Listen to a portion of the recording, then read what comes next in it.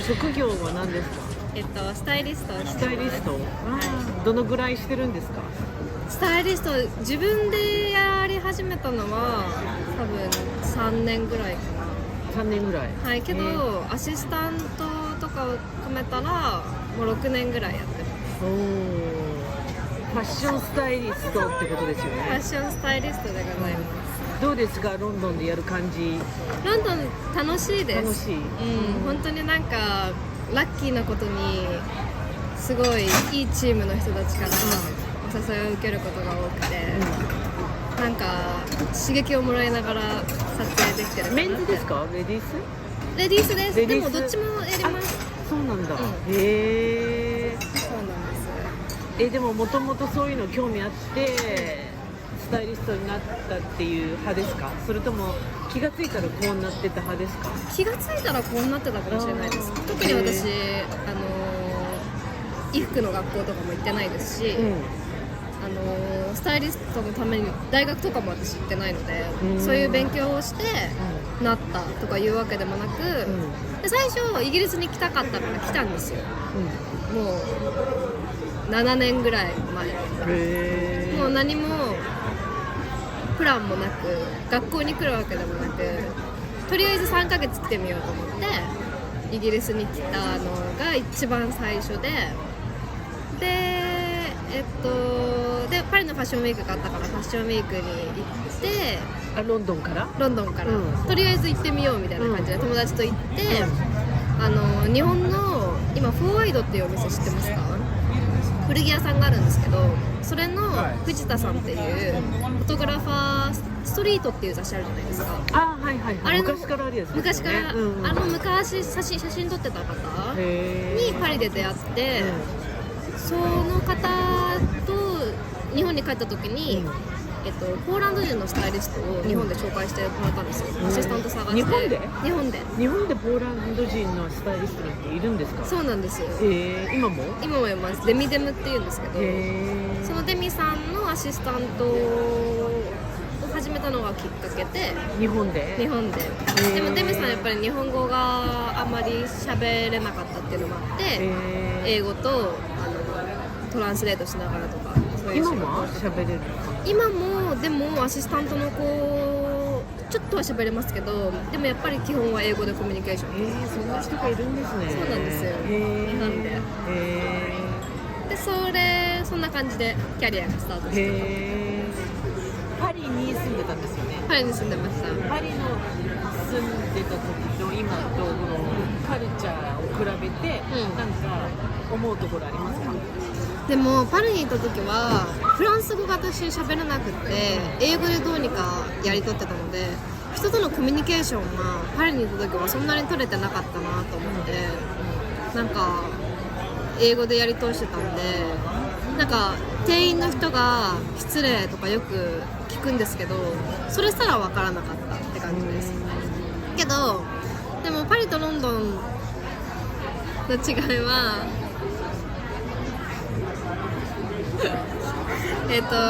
なんだろう、めっちゃ動くから全然喋れない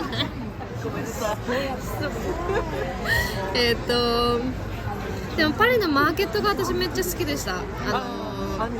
アンティークマーケット、土日に普通にどっかのストリートでやってたり、ちょっと上の大きいマーケットに行くこともありましたし、もう本当それが趣味で毎週いろんなところにアンティークのもの、例えばアクセサリーだったり、もちろん洋服もあるし、家具とかお皿とかもあるし、そういうのを集める旅に出てました。もちろんロンドンもあるんですけど、やっぱりパリの方がクオリティ、私はパリの方の装飾な感じとかが好きだった。デザインがやっぱちょっと違うんですよね、ロンドンとパリは。ロンドンはもっと王室御用達みたいなのも多かったり、ちょっとパリの方がやっぱり洗練されてるっていうか、そういう雰囲気があったんですけど、だからマーケットめっちゃ好きでした。で、じゃあ日本、パリ、ロンドン、住んでみて、それぞれカルチャーを経験して自分のスタイリングとか影響されたっていうか、そういう部分はありますか？あります。まず日本に住んでた時は海外にすごく興味があったんですよ。だからヨーロッパの方だったりアメリカの方だったり外に出たいっていう気持ちが強くって、まず心境の話なんですけど、本当に外に興味があって、日本に興味が全然なかったんですよね。日本のアートだったりカルチャーだったり歴史だったり。けどこっちに出てきてなんかいろんな人と話してるうちに、みんな結構やっぱり日本の文化だったり興味持ってる人がすごい多くて、それをきっかけに逆に日本に興味を持つようになったんですよ。でそのアートだったりいろいろ勉強するようになって、自分の国のこと全然何も知らなかったって思うようになったし、も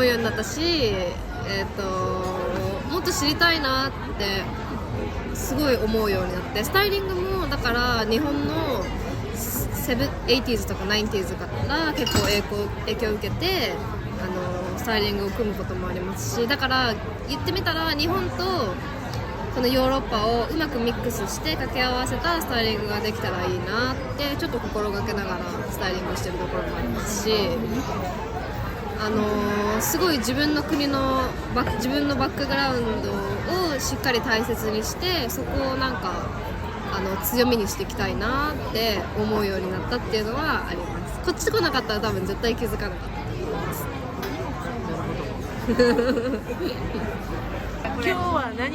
今日着てるものを教えてもらっていいですか？もちろんです。今日ファッションチェックみたいなこれはコム・デ・ギャルソンコムのトップで、この内側はパリのヴィンテージで買いました。かわいい。でズボンは買っていいですか？もちろん。ズボンは、ピンクハウスです。ピンクハウス。これとかも日本の影響がピンクハウスで、靴はコム・デ・ギャルソンとサロモンのコラボレーションです。あとトトロの中には何が入ってるんですか？カードが入ってます。それだけ？かわいい。ロンドン、イギリス、自分の仕事、趣味、食べ物、健康、美容、好きなもの、嫌いなもの、おすすめなもの、何でもいいんですけど、なんか話したいことありませんか？丸投げロンドンでしかできないことをおすすめありますか？ロンドンでしかできない。でもハマってることはロンドンのイギリスの、パブに行ったり、パブでサンデーロースト食べたり、ティールーム行ってスコーン食べたり、もう本当になんか古いイギリスのカルチャーのことをするのを結構ハマっててよく行ったりします。本当に日曜日だったらパブによく行くし、サンデーローストもお店によって全然違うし、スコーンとかも美味しいからそういうことよくします。いいですね。将来の予定っていうかプランっていうか、教えてください。はい。一応今ロンドンに3年ちょいぐらい住んでて、これから日本に帰るんですけど、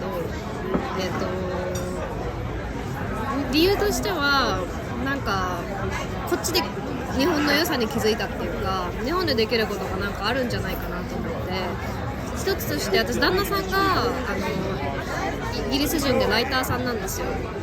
でいろいろ協力してなんか日本の、デザイナーさんだったり日本の何かを架け橋にできることがあるんじゃないかと思って、もちろんスタイリングも一つとしてやっていきたいなと思ってるんですけど、なんかそういう日本とこっちをつなぐ架け橋みたいなことができたらいいなと思って、それが今考えてる、プランだったり目標だったりします。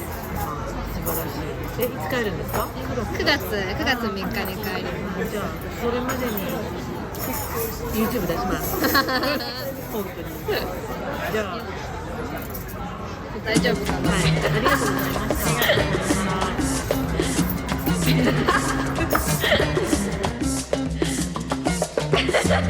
た。